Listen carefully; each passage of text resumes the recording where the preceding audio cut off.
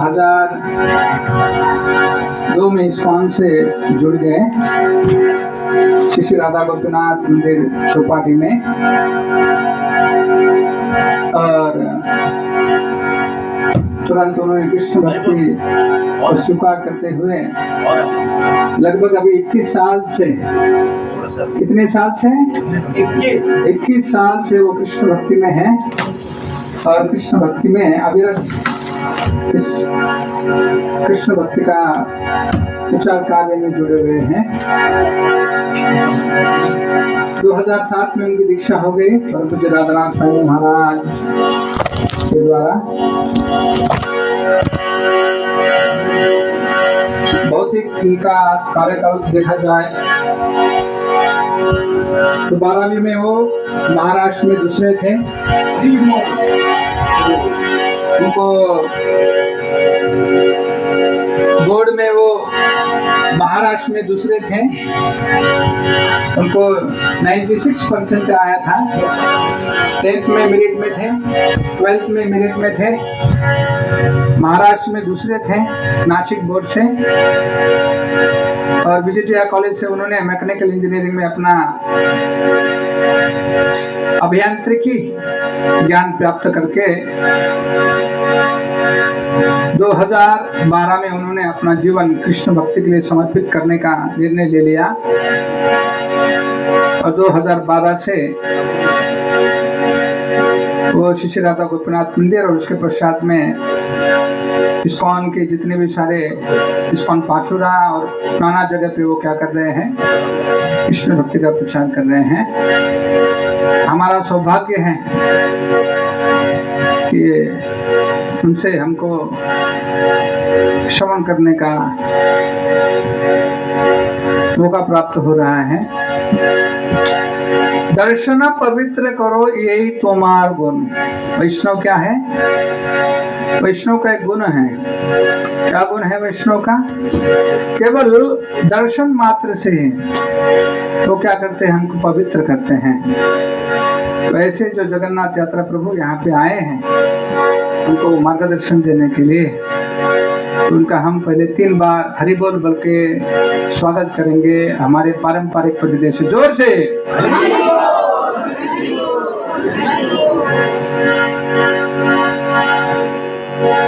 मैं जगन्नाथ यात्रा प्रभु को विनती करता हूँ कि हमारे सब भक्तों का मार्गदर्शन कर दीजिए। हरे कृष्ण।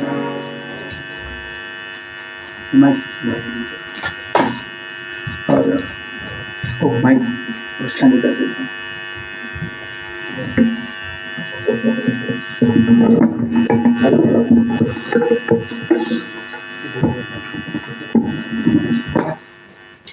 हिंदी की टाइम, हिंदी की टाइम, हिंदी की आना बहुत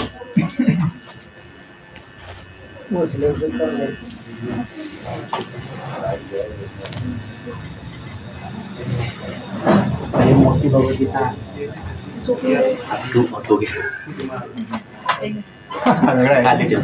वेगळा तो वेगळा आहे, दोघांचे सेम आहे ना। ठीक नाही एक दोन आहे काम याला सांगितलं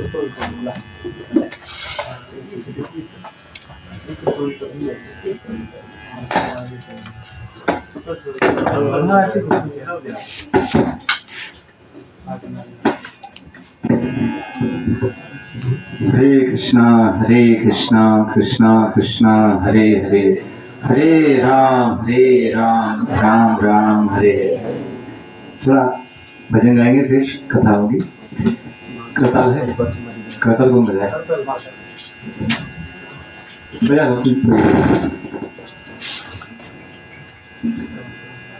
तो आज बहुत पावन महोत्सव है, भगवान श्री जगन्नाथ जी का स्नान यात्रा है, क्योंकि उनका आज आविर्भाव दिवस है, जन्मदिन है। आज के दिन ही प्रकट हुए थे जगन्नाथपुरी में। राजा इंद्रद्युम्न उनके सामने प्रकट हुए थे गुंडीचा मंदिर में। तो उसी के उपलक्ष्य में भगवान की इच्छा अनुसार ये महोत्सव मनाया जाता है हजारों सालों से। तो हम हम सभी का बड़ा सौभाग्य है कि हमें ये अवसर मिला है।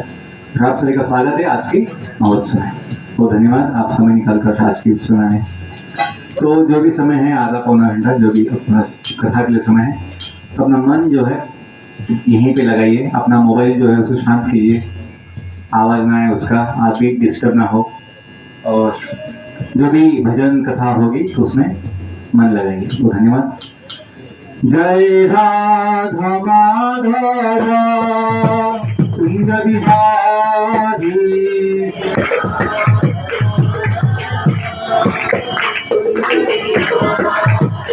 जय राधा माधव कुंज बिहारी,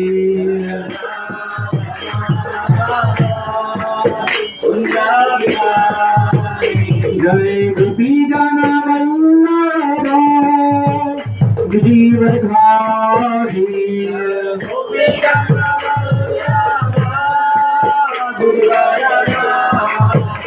जय गोपी जन वल्लभ गिरिवरधारी,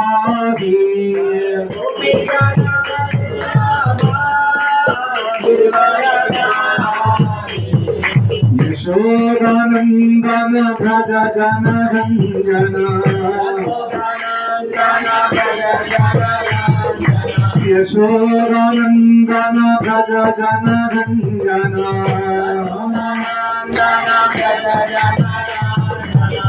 यमुना तीरा वनचारी,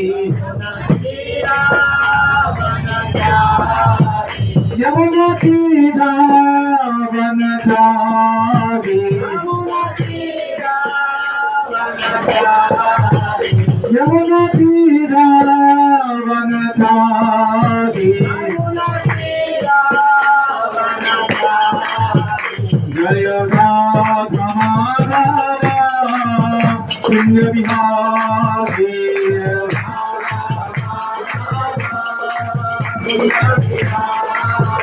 जय राधा माधव कुंज बिहारी,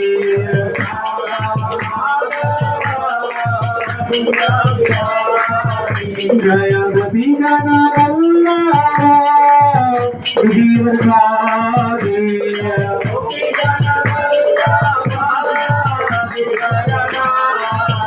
जय गोपी जन वल्लभ गिरिवरधारी,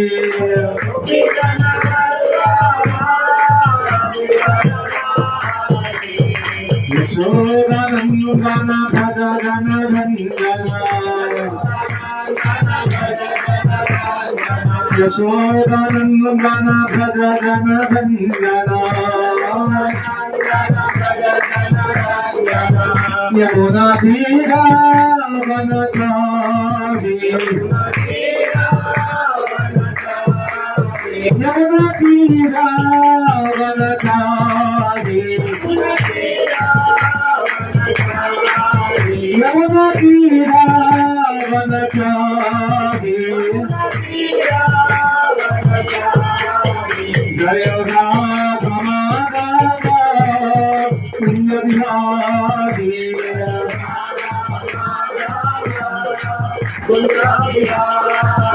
जय राधा माधव कुंज बिहारी,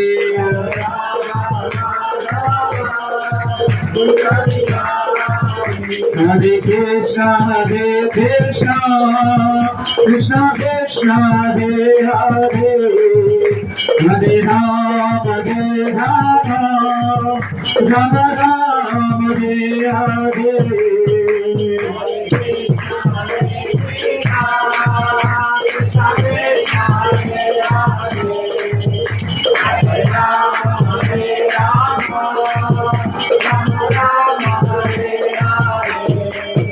हरे Krishna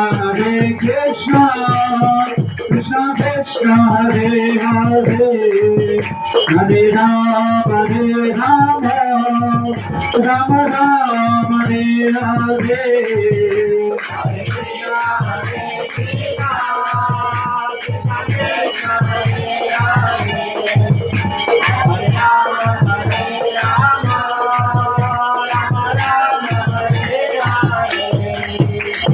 Krishna, Hare Krishna, Krishna Krishna, Hare Hare, Hare Rama, Hare Rama, Rama Rama, Hare Hare.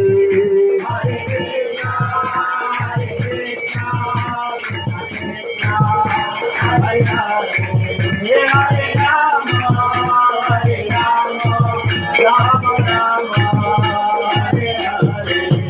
Hare Krishna, Hare Krishna, Krishna Krishna, Hare Hare, Hare Rama, Hare Rama, Rama Rama, Hare Hare. Hare Krishna, Hare Krishna, Krishna Krishna, Hare Hare, Hare Rama, Hare Rama, Rama Rama, Hare Hare.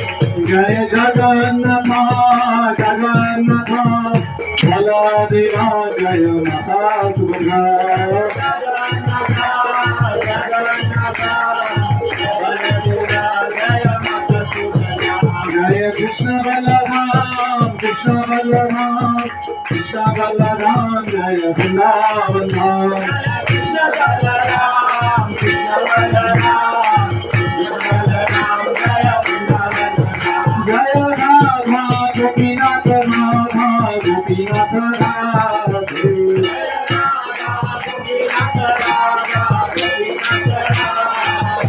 जय गौरनिताय गौरनिताय गौरनिताय जय गौरनिताय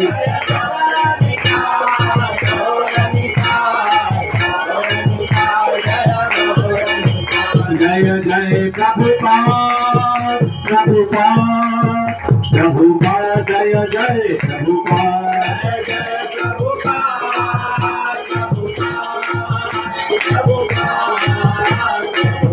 जय जय गुरुदेव गुरुदेव गुरुदेव जय जय गुरुदेव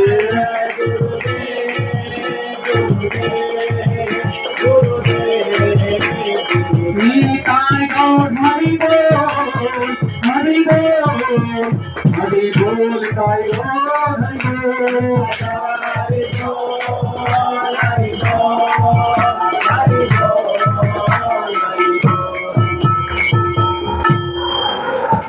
कलियुग पावन श्री हरिनाम संकीर्तन की जगन्नाथ बलदेव सुभद्रा मैया की स्नान पूर्णिमा महोत्सव की शुद्ध प्रपात की समवेत घोष भक्त संघ की निताय घोष प्रेमानंदे।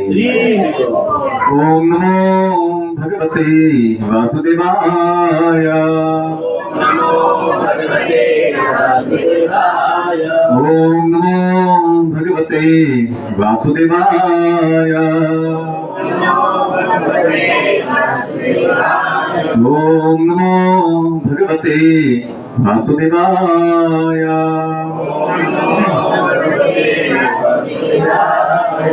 नारायणं नमस्कृत्य नरं चैव नरोत्तमं देवीं सरस्वतीं व्यासं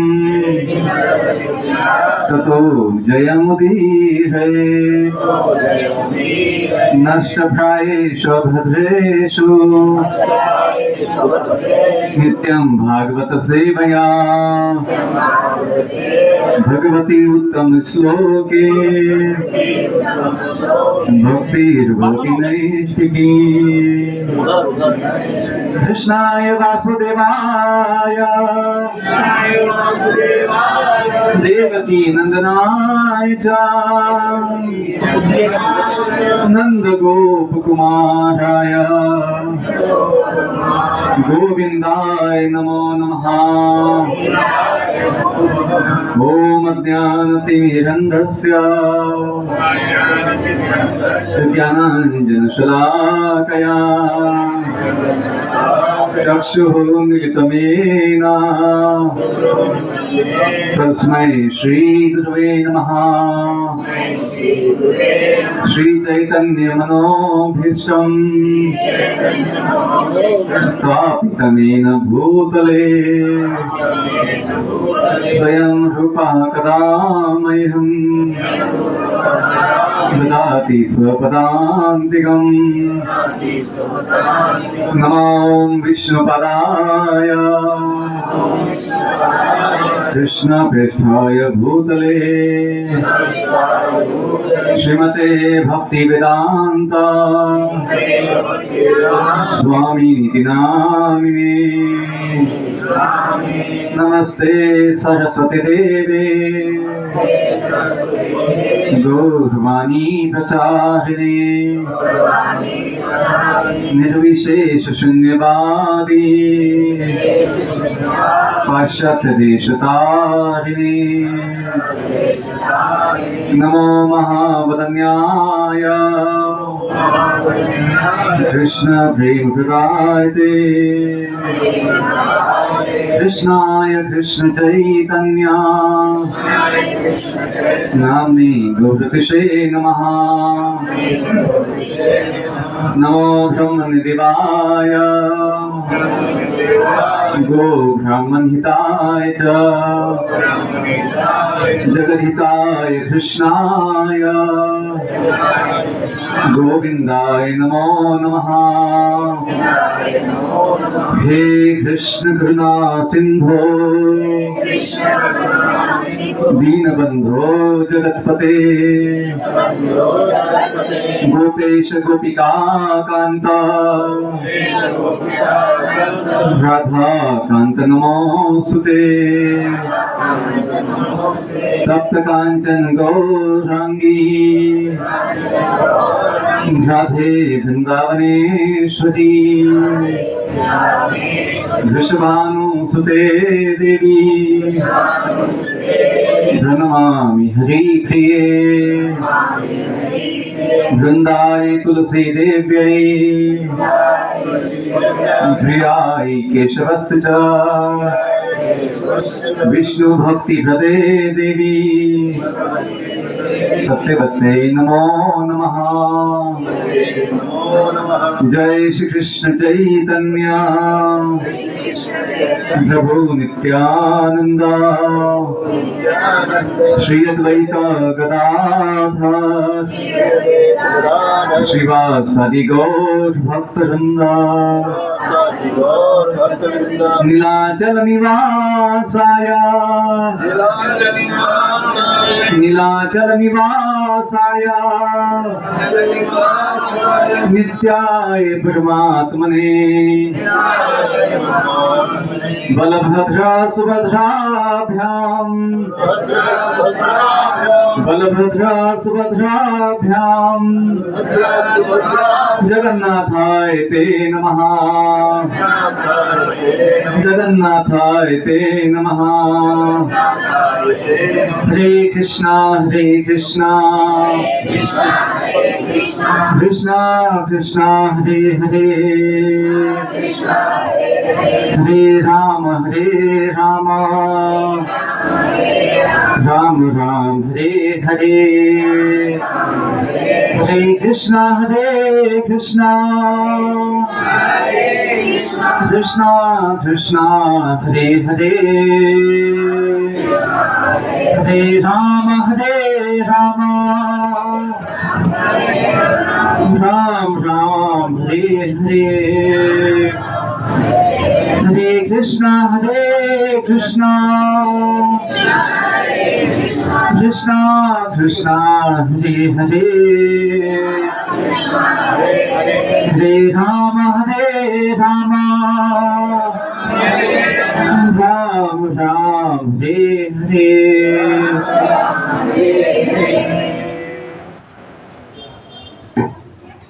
हरे कृष्ण। नमस्कार, आपका स्वागत है आज की इस महोत्सव में। यहाँ ढीला बांधिए, उधर टाइट करके। बड़ी सौभाग्य से वैष्णव का संग मिलता है और वैसे ही महान सौभाग्य से ही सत्संग का लाभ मिलता है। तो जब हम सत्संग में आ पाते हैं तो हमें उसका संपूर्ण लाभ लेना चाहिए, क्योंकि मनुष्य जीवन जो है बहुत ही अनिश्चित है। मनुष्य जीवन क्या, इस जगत में जो भौतिक जीवन है सभी जीवों का बहुत ही अनिश्चित है। पता नहीं ये सब जीवन कितने समय का है। जीव तो नित्य है, जीव नित्य है, जीव शाश्वत है, लेकिन जो भौतिक जीवन मिला है, जो शरीर मिला है हमें, वो थोड़े समय का है। जिस व्यक्ति को ये एहसास हो जाता है कि इस भौतिक जगत का जीवन जो है थोड़े समय का है, इसलिए जो सबसे आवश्यक है, जो सबसे महत्वपूर्ण है, वो उद्देश्य पूरा किया जाए, हासिल किया जाए। ये बुद्धिमान व्यक्ति का लक्षण है। जो व्यक्ति जीवन का मूल्य समझ लेता है कि मनुष्य जीवन का महिमा अनंत है, मनुष्य जीवन के एक एक पल का, एक एक क्षण का मूल्य अनमोल है। क्यों? क्योंकि कोई व्यक्ति चाहे तो इस एक क्षण में भगवान को पा सकता है, भगवान का अनुभव ले सकता है। इच्छा की बात है कि हम क्या चाहते हैं। आज समाज में लोग जो भगवान को मानते हैं वो भगवान से बहुत कुछ चाहते हैं। जो लोग मानते हैं, बहुत कम लोग मानते हैं भगवान को। आज के कलयुग में बहुत कम लोग भगवान को मानते हैं, लेकिन जो लोग भी मानते हैं उनमें से अधिकांश लोग भगवान से बहुत कुछ चाहते हैं, लेकिन भगवान को नहीं चाहते। अंतर है। भगवान से चाहना, भगवान को चाहने में अंतर है। लोग जाते तो है भगवान के पास मंदिरों में। आज जगत में लाखों की संख्या में मंदिर है, लोग जाते तो हैं, लेकिन मांगने के लिए जाते हैं, बहुत कुछ मांगते हैं, लेकिन जो अति आवश्यक है आत्मा कल्याण के लिए, स्वयं के कल्याण के लिए, वो नहीं मांगते। बाकी सब कुछ मांगते हैं जो अनंत जन्मों से मांगते आ रहे हैं, अभी तक थके नहीं है। असंख्य असंख्य जन्मों से मांगते मांगते भी अभी तक जीव थका नहीं है, वो मांगते ही जाता है। और समझ में उसे नहीं आता है कि अपने मन की इच्छाओं की वजह से ही हम इस जगत में फंसे हुए हैं। जीव ने असंख्य जन्मों से अपनी मन की इच्छाओं को पूरा किया है। जीव के मन की असंख्य इच्छाएं होती हैं, तो जीव अपने मन के हिसाब से अपनी इच्छाओं को पूर्ति के लिए भगवान से शक्ति मांगता है, भगवान से बुद्धि मांगता है, भगवान से मदद मांगता है। भगवान भी सभी जीवों की इच्छा पूरा करते हैं, अवश्य पूरा करते हैं। क्यों? भगवान सबके माता पिता है। भगवान जो बोलते हैं कि मैं सबका माता हूँ, पितामह हूँ, धाता हूँ, संभालने वाला हूँ, तो सभी जीवों को भगवान संभाल रहे हैं, सबको पाल रहे हैं, सबकी इच्छा पूरा कर रहे हैं, लेकिन जीवों को समाधान नहीं मिल रहा। तो जीवों में हम भी हैं, तो अपना स्वयं का अनुभव है। कम से कम अभी पिछले जन्मों का याद नहीं होगा किसी को, लेकिन इस जन्म का तो है याद, अनुभव तो है कि जन्म से लेकर, बचपन से लेकर अभी तक हमने अपनी इच्छा के अनुसार बहुत कुछ किया है, बहुत कुछ पाया है, लेकिन आत्मा का समाधान नहीं हुआ है। यदि आज मृत्यु आ जाए, यदि आज मृत्यु आ जाए, आज जीवन छोड़ने का मतलब इस जगत छोड़ने का ही समय आ जाए, इस शरीर छोड़ने का समय आ जाए, तो क्या हम उसके लिए तैयार है कि ये जीवन धन्य हो गया है, ये जीवन धन्य हो गया है, सफल हो गया है, भगवान मैं अभी आपके पास आने के लिए तैयार हूं, मैं क्योंकि मैं समझ गया हूं कि मैं आपका हूं और आप मेरे हैं। मैं समझ गया हूं इस जगत में न हम किसी के, न कोई हमारा। इस जगत में हम समझ गए कि हम तो शरीर, इस शरीर के भी नहीं बनते हैं, इस देह के भी नहीं बन पाते, तो हम किसके बन पाएंगे? या ये शरीर अपना नहीं बन पाता तो क्या कौन हमारा बन पाएगा? ये अपना अनुभव है। जिस तन को हम जन्म से संभालते आए हैं वो तन हमें सदैव यातना ही देता है ना। तन यातना, तन उसमें यातना में तन है, तो ये तन हमें यातना ही देता है। मन, जो मन हम अपना मानते हैं, अपना समझते हैं, इस मन को हम इतना महत्व देते हैं, मन की इच्छाओं को, वो मन भी हमें सदैव चिंता ही देता है, भय देता है, दुख देता है। कहने के लिए अपना मन है, लेकिन दुश्मन बनकर हमें दुख देता है। तन मन धन, इस जगत का धन भी ऐसा ही है। हमें ऐसा भ्रम है कि यदि हम बहुत धन पा लेंगे तो हम बहुत संतुष्ट हो जाएंगे, बड़ा सुखी हो जाएंगे, ऐसा में भ्रम है। दुनिया के लोगों को भ्रम है। माया के प्रभाव से जीव सोचता है कि धन कमी है इसलिए दुखी हूं, ज्यादा धन मिल जाएगा सुखी हो जाऊंगा, सभी समस्याओं का हल हो जाएगा, ऐसा हम सोचते हैं। लेकिन ये ऐसा नहीं है, ये झूठ है। इस जगत का धन जीव को अशांत बनाता है, क्योंकि ये धन टिकने वाला नहीं है, आपका साथ निभाने वाला नहीं है। तो ये धन आत्मा के लिए कुछ काम का नहीं होता है। जब एक धन अपने पास होता है तो हमेशा हमें उस धन को संभालने के लिए, बचाने के लिए कितना चिंता होती है, कितना हमें तनाव आता है। यदि आपकी जेब में, आपकी बैग में 50 लाख रुपया, 2 करोड़ रुपया यदि कैश होगा तो आप ऐसे शांति से बैठ नहीं पाते नहीं बैठ पाते हैं। या यदि आप कभी यात्रा में जाते हो, कोई ट्रेन में बैठते हो, बस में बैठते हो, तो आपकी जेब में 2-5 करोड़ रुपया कैश है, तब शांति से बैठ नहीं पाओगे, क्योंकि आपके पास धन जगत का है, वो आपको बेचैन बनाता है। आपको भय होता है कोई चोर, कोई डाकू लूट ले उसको, तो भय होता है। जिसका घर बड़ा होता है वो 10-10 बार अपने ताले चेक कर लेता है कि ताला लगा है कि नहीं लगा है, क्योंकि भय होता है।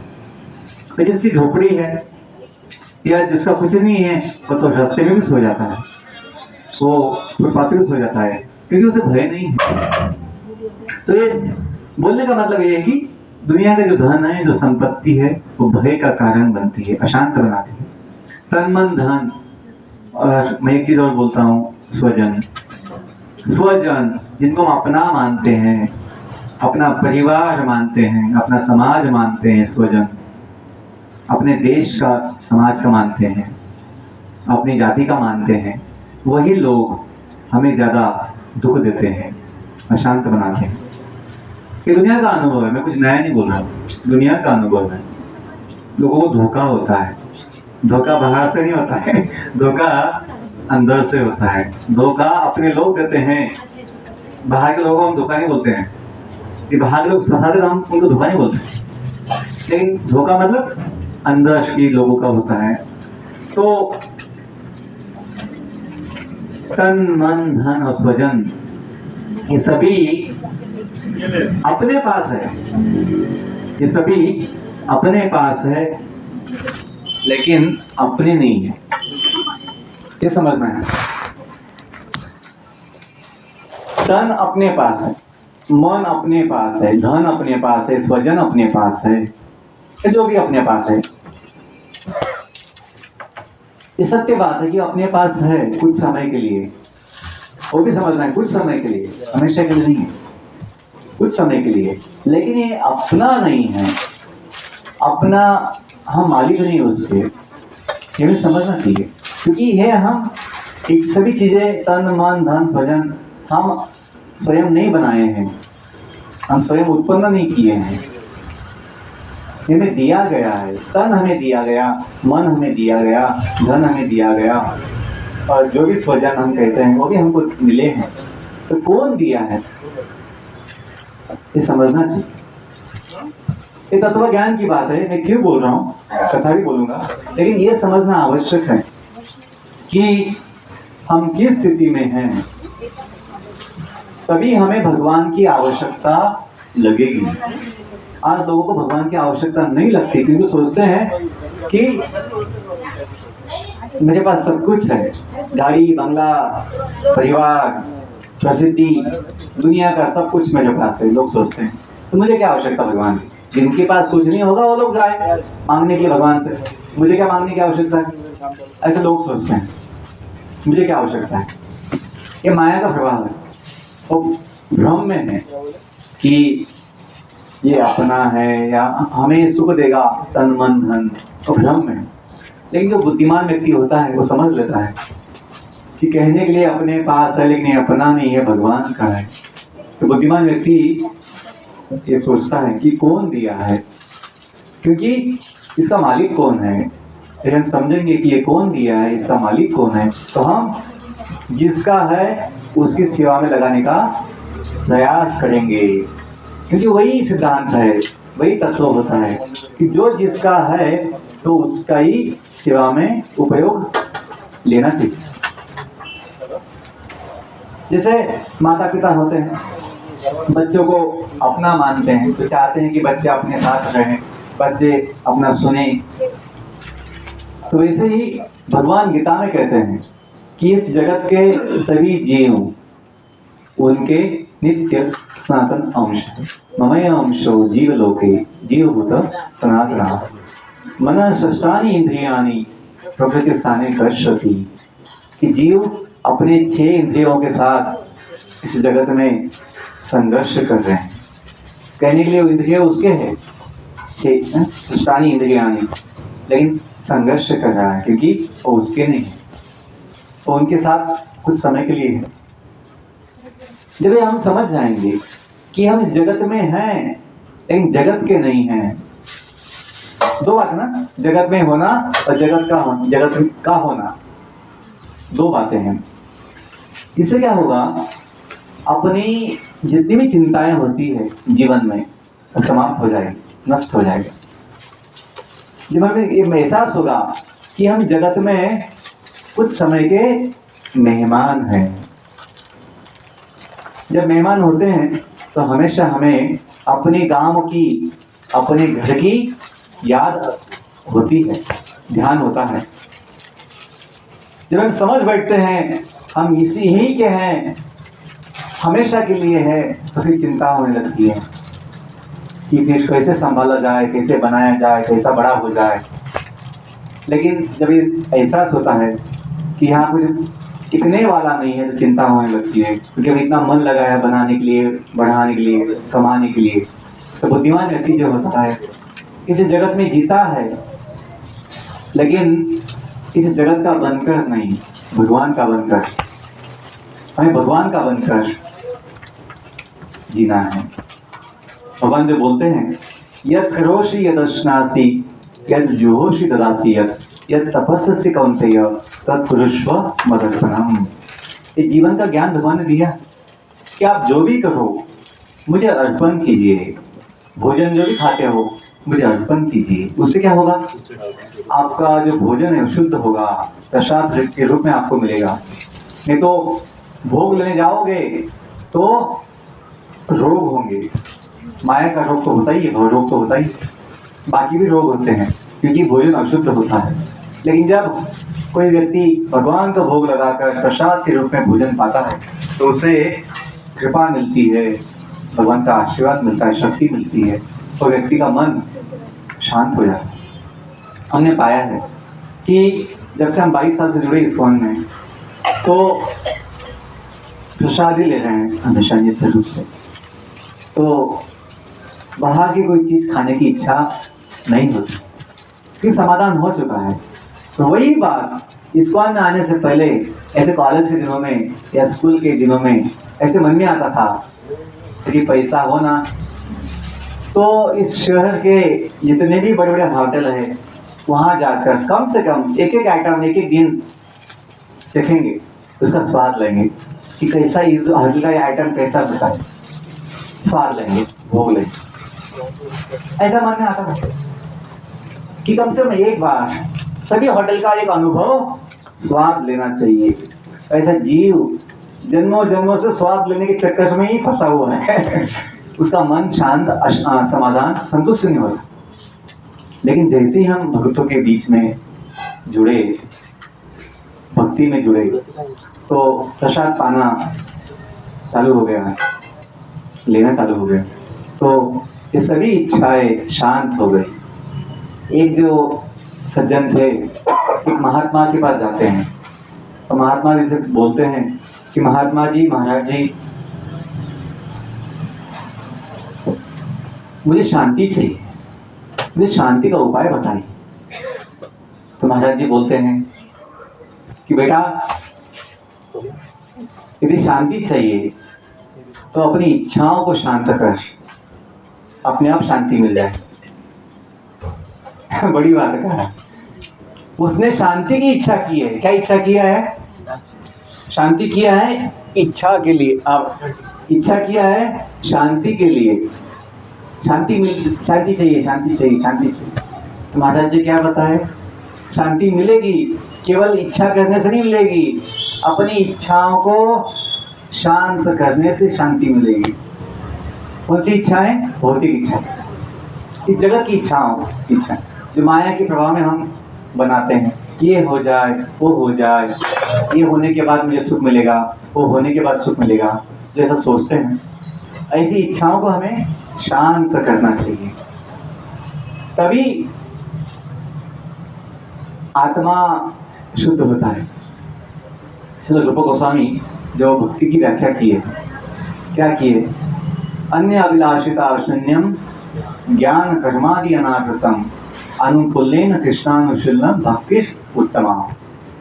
क्या अपने जो महान आचार्य हैं श्रील नारद मुनि, देवर्षि नारद मुनि, वो भी भक्ति की व्याख्या की है। उन्होंने क्या किया? सर्वोपाधि विनिर्मुक्तम तत्परत्व निर्मलम ऋषिकेश सेवनम भक्ति रुच्यते। क्या भागवत ने जो भक्ति की व्याख्या की है, सवै पुंसाम परो धर्मो यतो भक्ति अदोक्षजे अहितुकी अप्रतिहता ये आत्मा सुप्रसृति। तीनों व्याख्याएं भक्ति शास्त्र में बताई जाती है। भक्ति की व्याख्या कि भक्ति मतलब क्या है? अहितुकी, भौतिक कामनाओं से शून्य, मुक्त। क्योंकि भौतिक कामना से आत्मा का समाधान होने वाला नहीं है, इसलिए कहते हैं भक्ति कैसी चाहिए? अहितुकी। हेतु चाहिए लेकिन भौतिक नहीं चाहिए। जब कहते हैं कि भक्ति कैसी चाहिए? अहितुकी, उसका मतलब है भौतिक हेतु के बिना, भौतिक लाभ के बिना। हेतु चाहिए। कौन सा हेतु चाहिए? कि भगवान प्रसन्न हो जाए, अपने गुरुजी प्रसन्न हो जाए, ये वैष्णव प्रसन्न हो जाए, ये भाव चाहिए, ये हेतु चाहिए, ये शुद्ध हेतु है। जब भौतिक कामनाएं होती हैं, बेटी को ये मिल जाए, बेटी की शादी हो जाए, सब कुछ होगा, आपको चाहने की आवश्यकता नहीं है। सही समय आने पर बिना प्रयास के हो ही जाता है। आप थोड़ा सोचिए, आपके पिछले जीवन में 40-50 साल जो आपका जीवन हुआ है, 20-25 साल जो भी, तो आप देखिए जो होना था, जब होना था वो हुआ है और रुका नहीं है। तो हमें उसके लिए ज़्यादा प्रयास की आवश्यकता नहीं है। जो हो नहीं पाता है अनायास, उसके लिए प्रयास करना चाहिए। वो है भगवान की प्राप्ति। दुनिया में सब कुछ पा लेते हैं लेकिन भगवान नहीं पाते हैं, इसलिए जीव अशांत होता है। हिरण्यकशिपु इतनी कठिन तपस्या किया था, क्या बनने के लिए? अमर बनने के लिए। वो समझ नहीं पाया। हाँ, दानव था, दानव समझ नहीं पाते हैं कि मैं तो जीव तो नित्य अमर है, उसके लिए कठिन तपस्या की आवश्यकता नहीं है।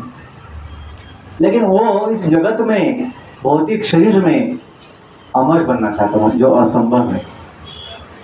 तो दानव की बुद्धि भ्रमित होती है, वो समझ नहीं पाते छोटी सी बात कि इस जगत में कुछ भी टिकने वाला नहीं है। हम टिकने वाले हैं, आत्मा टिकने वाला है। अपनी जो सेवा भगवान के लिए वो नित्य टिकने वाली है, तो वो करना चाहिए। जो हमें गंवाना पड़ेगा, जो हमसे निकल जाएगा, ऐसी चीज़ों को पकड़ के कुछ क्या फायदा? क्योंकि वो रहने वाली नहीं है, केवल दुख देने वाली है, चिंता देने वाली है।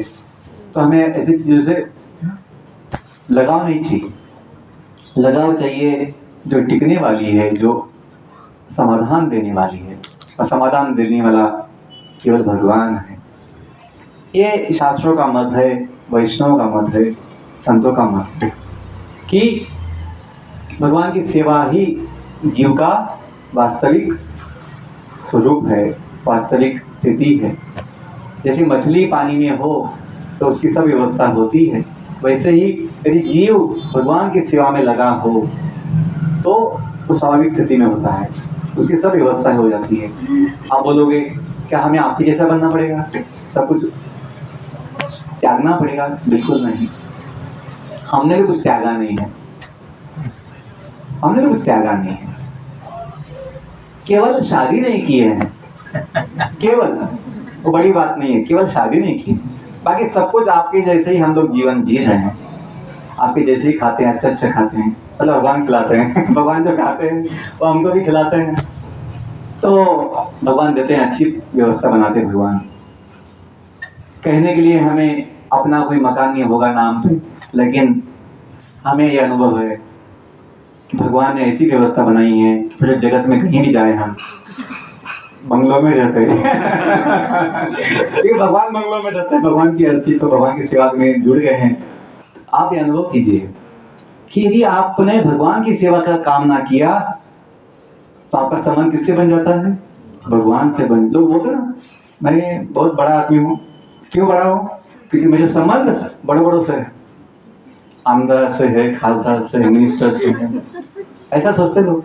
उद्योगपति से है, लेकिन जिसका संबंध लक्ष्मीपति से हो जाए भगवान से हो जाए, मायापति से हो जाए, भगवान से हो जाए संबंध, तो उसे किसी से कोई मांगने की आवश्यकता नहीं है, चाहने की आवश्यकता। देखिए ये बात समझना है कि हम जगन्नाथ के हैं, जगत के नहीं है। हम किसके हैं? जगन्नाथ के हैं। हमारे स्वामी जगन्नाथ स्वामी हैं। देखिए संबंध बहुत आवश्यक है। वेदों का ज़्यादा समय लूंगा, 10 मिनट है, तो जो भी महत्वपूर्ण बातें बाद में थोड़ी कथा भी बताऊंगा। ये तत्वों की बात है क्योंकि ये आवश्यक है। तभी हमें सब कुछ ज्ञान जो है ना, हम भगवत धाम के ही, हम भगवान की, इसलिए सभी लीलाएं जो है ना प्रकट हो जाएगी। हमने सब कुछ सुना हुआ है लेकिन हम अनुभव नहीं ले पाते। क्यों अनुभव नहीं ले पाते? क्योंकि तत्व ज्ञान कम होता है। हम कभी तत्वों पे विचार नहीं किए होते हैं, हम सोए होते हैं। नित्य सिद्ध कृष्ण प्रेम साध्य कबुनाए, श्रवण आदि शुद्ध चित्ते करोए बुधाए। कोई नई बात नहीं बोल रहा हूं। आत्मा को सब कुछ ज्ञान है कि लोग भूल चुका है, क्योंकि माया का शौक लगा है, माया का झटका लगा है। उस झटके में उसकी जो स्मृति है वो खो दिया है। लेकिन यदि उसको बताया जाए कि तेरा संबंध किसके साथ है, तू कहाँ का है, तो उसे थोड़ी याददाश्त आ सकती है। यदि वो पूरा याददाश्त आ जाए तो उसे सब कुछ ज्ञान जो दिया है भगवान गीता में, वो सब कुछ भागवत का ज्ञान प्रकट हो जाएगा। इसलिए शास्त्रों को कहते हैं रिवील्ड स्क्रिप्चर्स। क्या कहते हैं? Revealed scriptures. ये प्रकट किया जाता है, अनुभव दिया जाता है, भगवान देते हैं। हृदय में दिव्य ज्ञान हृदय प्रकाशित हो। कंपनी प्रकाशन करती है पुस्तकों का, किताबों का, लेकिन केवल किताबों से जीव को कल्याण, जीव को विश्वास नहीं होगा। जब तक गुरु की कृपा, वैष्णव कृपा नहीं होगी और दिव्य ज्ञान हृदय में प्रकाशित नहीं होगा तो केवल शब्द रह जाते हैं, कभी वो लाभ नहीं होता है। हम लोगों का अनुभव है।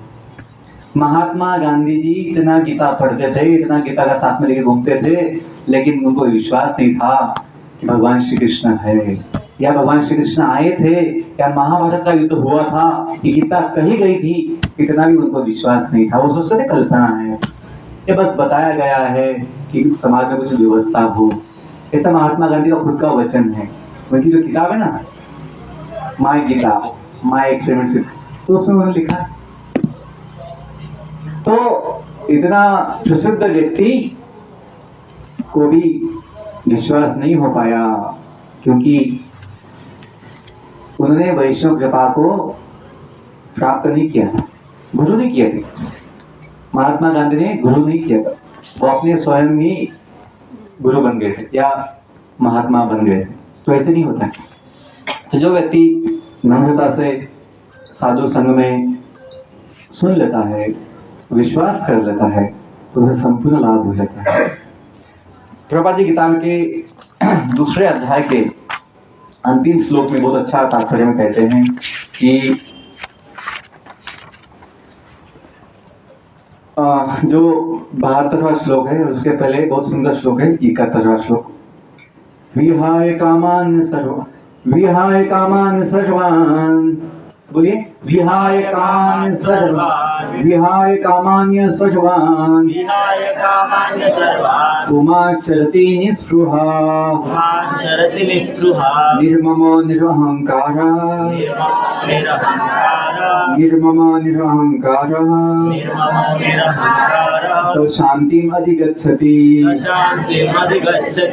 जिस व्यक्ति ने इंद्रिय तृप्ति की समस्त इच्छाओं का त्याग किया है, जो इच्छाओं से, जो भौतिक इच्छाओं से मुक्त होता है, और जिसने सारी ममता त्याग दी है तथा नित्य अहंकार से मुक्त है, वही वास्तविक शांति को पा सकता है।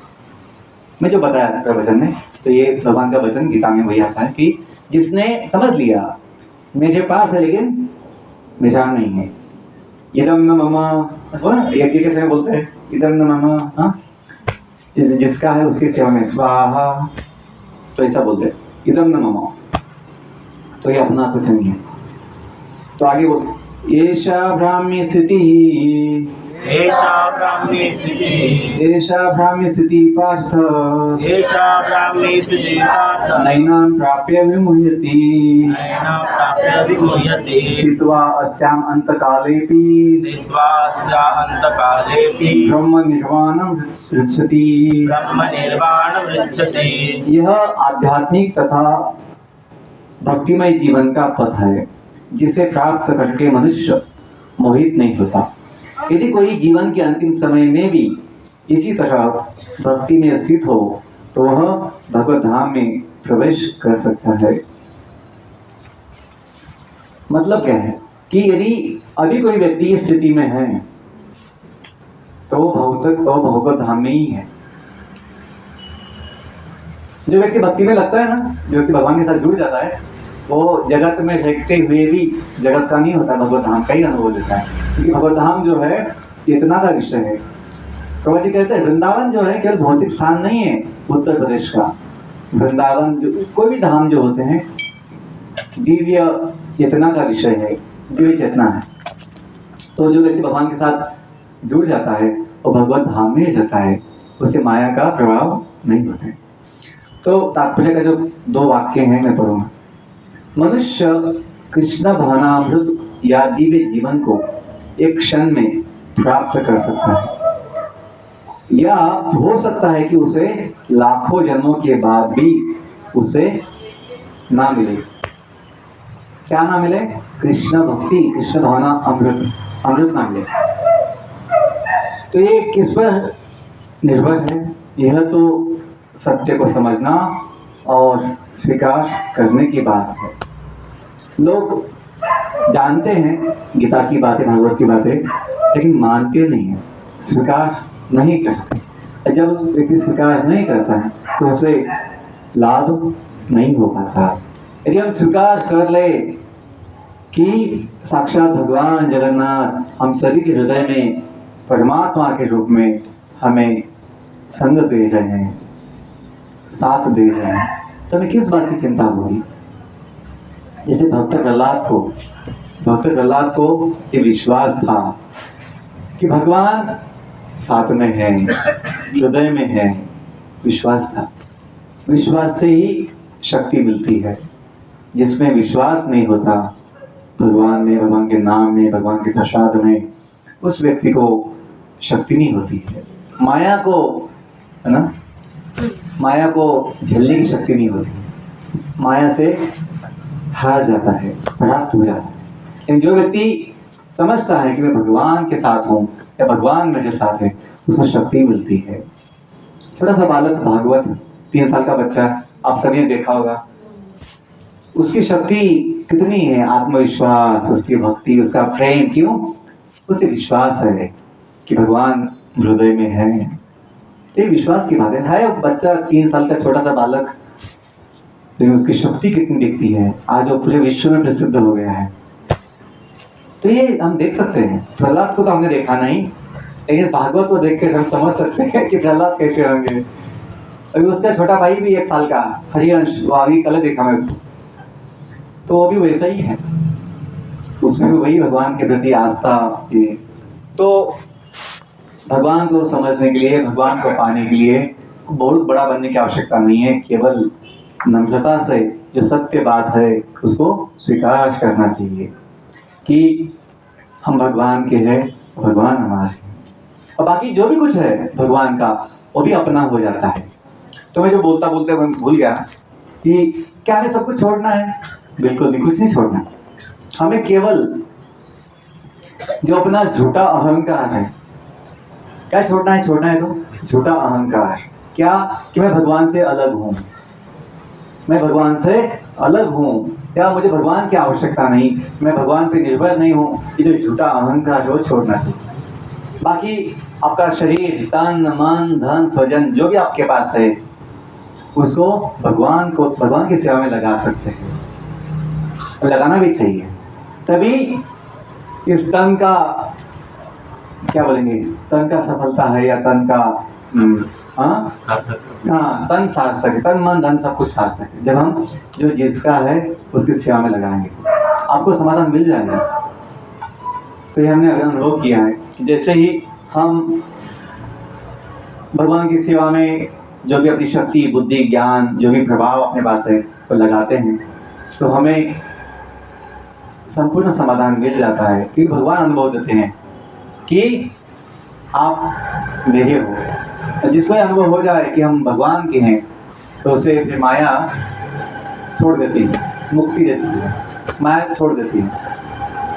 नहीं तो जीव को माया पकड़े रहती है। भोगो कृष्ण भूलिया जीव भोग वांछा करे, निकट स्थित माया ताकि झपटिया रहे। वैसे जीवों का अनुभव है कि माया उनको पकड़ लेती क्योंकि उन्होंने भोग वांछा किया है। लेकिन जब कृष्ण भक्ति का इच्छा होगा, कृष्ण सेवा का इच्छा होगा, जो भगवान गीता में बताते हैं, दैवी ही ऐशा गुणमयी मम माया दुरत्या। इस माया को पार करना बहुत कठिन है। ब्रह्मा जी देवताओं को भी बड़ा कठिन होता है, लेकिन मामयेव प्रपद्यन्ते मायामितां तरन्ति ते। सात्विक अध्याय का 14वां श्लोक है कि माया से व्यक्ति मुक्त हो जाएगा। ज़्यादा समय की आवश्यकता नहीं है, इच्छा की आवश्यकता है कि हमें इच्छा चाहिए, कि हमें भगवान चाहिए। जो बुद्धिमान व्यक्ति वो समझ जाएगा कि यदि भगवान मिल जाए तो सब कुछ मिल जाएगा, और सब कुछ मिल गया लेकिन भगवान नहीं मिले तो क्या उपयोग है। तो ये बात है। आज का दिन जो है भगवान जगन्नाथ जी का जन्म दिवस है। तो भगवान जगन्नाथ इस कलयुग में प्रकट होते हैं। कलयुग का जो धाम है जगन्नाथपुरी है। कलयुग के भगवान जो दैवत है, आराध्य भगवान है, वो जगन्नाथ भगवान। इसलिए चैतन्य महाप्रभु जब भगवान के भक्त बनकर आए, संन्यास लेकर वृंदावन जाना चाहते थे, लेकिन वृंदावन नहीं गए। कहाँ गए? जगन्नाथपुरी गए। क्योंकि उनको ये भी दिखाना है कि जगन्नाथपुरी ही वृंदावन है। जो बहुत ऐसे भक्त थे जो वृंदावन गए ही नहीं, गदाधर पंडित, श्रीवास पंडित, हरिदास ठाकुर नहीं गए, वृंदावन कभी गए नहीं। वो जगन्नाथपुरी में थे पहले, मायापुर में, नवद्वीप में। तो ये दिखाना है भगवान को कि जगन्नाथपुरी कलयुग का धाम है। आप कहीं जाओ या ना जाओ, लेकिन यदि जगन्नाथपुरी जाते हो तो आपका जीवन धन्य है। इसलिए भगवान जगन्नाथ संपूर्ण इस्कॉन में आज सबसे ज़्यादा प्रसिद्ध है। घरों घरों में जगन्नाथ जी, रशिया में है, चाइना में, जापान में, सब जगह है भगवान जगन्नाथ। क्योंकि वो किसके नाथ है? जगत के नाथ है, सभी के नाथ है। जगन्नाथ के बिना जीव अनाथ है। तो हम क्यों अनाथ बने, घूमे, दुख पाए? तो हमें भगवान का बनकर जीवन को बहुत सुखी बनाना है।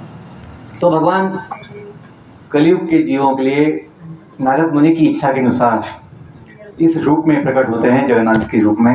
और आप सब जानते हैं कि कौन नहीं जानता कि भगवान जगन्नाथ जो है इस रूप में कैसे आए, सब जानते हैं कि द्वारिका में रोहिणी माता, बलदेव की माता रोहिणी माता, भगवान की जो पटरानियाँ हैं 16,108, उनको कृष्ण बलराम की बाल लीला सुनाते समय सुभद्रा देवी को द्वारपाल बनाकर एक हॉल में कथा चल रही थी कि सभी रानियों को सुनना था कि कृष्ण बलराम की बाल लीला कैसी हुई है वृंदावन में।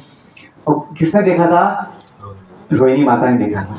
तो इसलिए उनको बताया गया, लेकिन उनको भय था यदि कृष्ण बलराम इस लीलाओं को सुनेंगे तो हमें छोड़कर वृंदावन चले जाएंगे। इसलिए उन्होंने उनके बहन को नियुक्त किया था कि आप ध्यान दीजिए, यदि कृष्ण बलराम आ जाए तो हमें सूचना दीजिए। तो बहन है, भाइयों की लीला सुनते सुनते वो भी उसमें तल्लीन हो गई, मग्न हो गई। तो वो भी भूल गई कि मैं यहाँ क्यों खड़ी हूँ, क्योंकि वो भी सुन रही थी दोनों कानों से। तो उसके दोनों हाथ, मतलब उसका पूरा शरीर, दिव्य स्वरूप जो है बदल गया, अष्ट सात्विक विकारों से भावविभोर हो गई थी आनंद में। इसलिए हम देखते हैं जगन्नाथ बलदेव के तो कम से कम हाथ है, सुभद्रा जी के हाथ भी नहीं है, क्योंकि उसने संपूर्ण लीलाएं सुनी थी। कृष्ण बलराम बाद में आए, इसलिए उनके हाथ बच गए। सुभद्रा जी के हाथ भी नहीं बचे, क्योंकि वो बहुत पहले से कथा सुन रही थी, बड़ी भाव विभोर हो गई थी। और जैसे ही कृष्ण बलराम आए वहां पे, उन्होंने देखा कि अपनी बहन यहाँ क्यों खड़ी है, तो कुछ तो गड़बड़ है, इसलिए वो भी ध्यान आवाज नहीं किए। और दोनों भाई बहन के दोनों बाजू खड़े हो गए हॉल के दरवाजे में। वो भी कान देकर सुनने लगे कि क्या चल रहा है।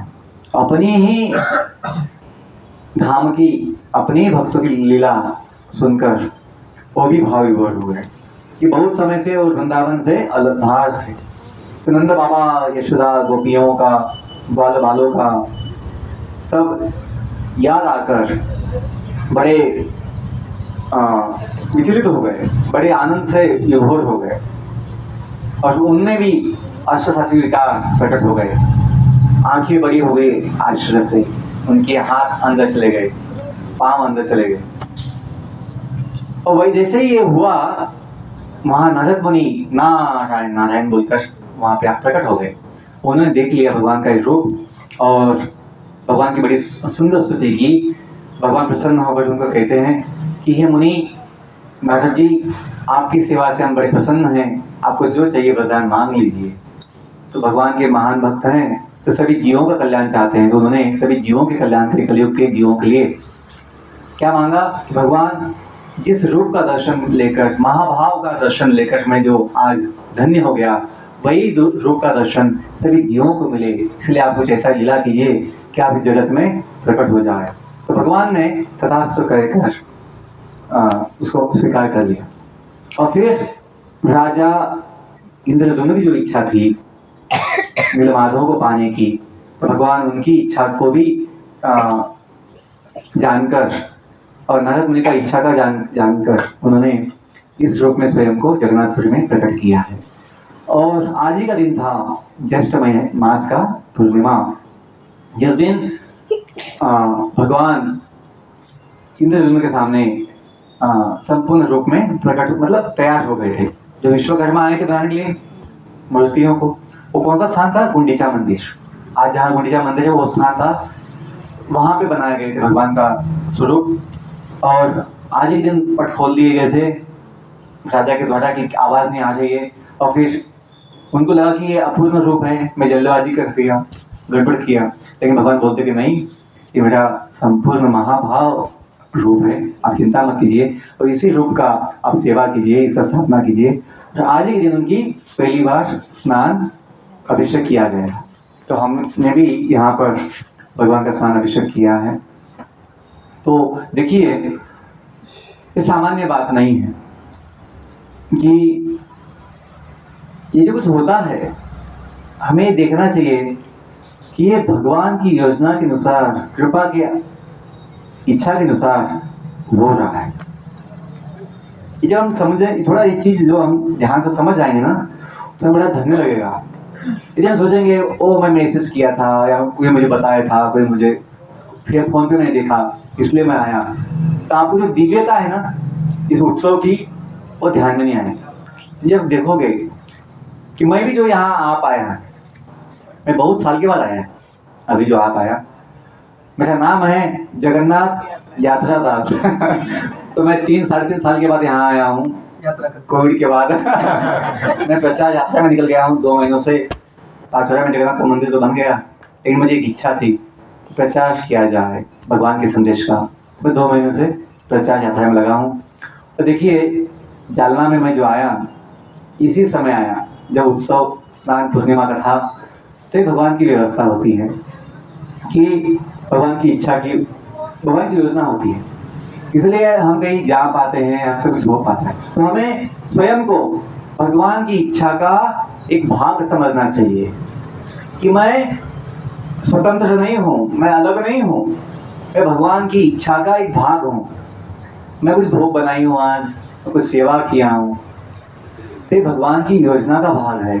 भगवान ने मुझे प्रेरणा दिया, भगवान मुझे चाहते हैं, भगवान मेरा सेवा को स्वीकार कर रहे हैं।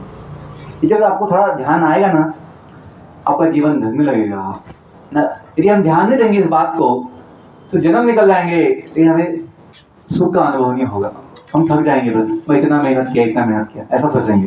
लेकिन जब हम भगवान का अनुभव लेंगे कि हम भगवान की योजना के अनुसार जीवन जी पा रहे हैं, तो हम अपना बोलना, अपना सोचना, अपना जो कुछ भी है, जीवन जीना भगवान की इच्छा से हो रहा है, माया की इच्छा से नहीं, भगवान की इच्छा से, अपने मन से नहीं, भगवान की योजना से हो रहा है। आपको जीवन धन्य लगेगा। अंतिम 2 मिनट बाद बोलता हूँ कि जालना में जो मंदिर बन रहा है, मैं कल गया था वहाँ पे, बहुत सुंदर जगह है, वहाँ बहुत लोग अवश्य आएंगे, जालना वासी उसका लाभ लेंगे। और आपसे भक्त का बड़ा सौभाग्य है कि आप इस मंदिर निर्माण के एक बड़े हिस्सा है, बड़े निमित्त हो। भगवान का मंदिर बनाने में भाग लेना ये बड़ा सौभाग्य होता है। लोग तो अपना घर मकान तो बनाते ही है, पशु पंछी भी अपना अपना घोंसला बनाते हैं, अपना अपना जगह निवास बनाते हैं, लेकिन भगवान के लिए निवास बनाना, भगवान की सेवा के लिए कुछ व्यवस्था करना, उसका भाग बनना बड़ा सौभाग्य होता है। मैं 5 साल जो पाचौरा में था, भगवान जगन्नाथ का मंदिर बनाने के लिए एक कुछ निमित्त बन पाया, तो मुझे बड़ा उसका समाधान है, जीवन धन्य हो गया ऐसा लगता है। मैं वहाँ भी रहता नहीं हूँ ज़्यादा, लेकिन मुझे समाधान जिंदगी भर रहेगा, हमेशा रहेगा। मैं क्यों नहीं रहता हूँ? क्योंकि मुझे भगवान की इच्छा है कि मैं प्रचार करूँ। मंदिर बन गया बोल के वहाँ बैठ ना जाऊँ, जैसे प्रभुपाद जी के बैठे नहीं। प्रभुपाद जी सब जगह प्रचार करते घूमते रहे, अपने गुरु महाराज भी है ना प्रचार के लिए घूमते रहते हैं, एक जगह बैठ नहीं जाते। तो भगवान की इच्छा है, इसलिए मैं वहाँ 5 साल मेहनत किया, कुछ बनाया, लेकिन उससे आसक्त नहीं हो गया जगह से या मंदिर से, क्योंकि भगवान की इच्छा क्या है वैसे हमें जीवन जीना चाहिए। जब हम भगवान के साथ जीते हैं तो मुक्त होते हैं।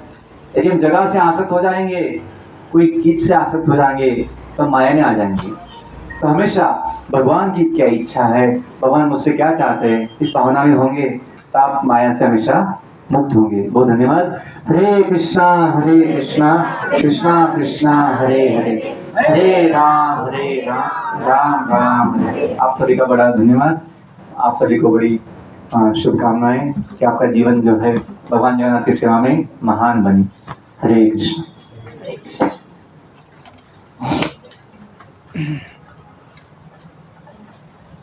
श्रीमान हरे कृष्ण। श्रीमान जगन्नाथ यात्रा प्रभु की जय। तो धन्यवाद आप सबका, और धन्यवाद इंदिरा माता जी और वरुण माता जी का, जिन्होंने उत्सव यहाँ पे आयोजित किया। सबके आप सबके उत्साह है, आपके उत्साह के साथ ये जो उत्सव जो है मनाते जा रहा है। मेरी इच्छा नहीं थी, लेकिन भक्त की बहुत इच्छा थी, इसके कारण आप सबको यह अवसर प्राप्त हो रहा है। प्रसाद लेने का, दर्शन करने का, जगन्नाथ के स्नान करने का ये जो अवसर प्राप्त हो गया है। तो ये भी जो भक्त